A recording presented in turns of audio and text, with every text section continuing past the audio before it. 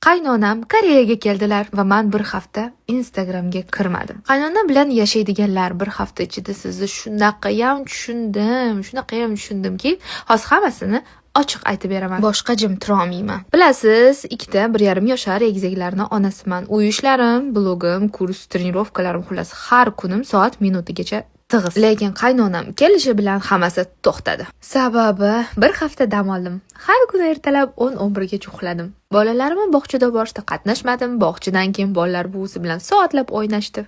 100 marta ko'tarmaganimga belim ham og'rimay qolib, trenirovkaga ham chiqmay qo'ydim. Dam olish kunlari ham bemalol qaynoq kofe ichib ovqatlana oldim. Uni qo'yinglar, даже qozon tepasida ham soatlab turmadim, chunki Koreya yarim tayyor mahsulotlaridan mazali manti, chuchvara va boshqa ovqatlarni zapas qilib qo'ydik. Даже psixolog konsultatsiyasiga ham dam olish kuni borib keldim. Xullas, mani bir qaynonam kemasini kallada taltayib erkalanib ketarkanman.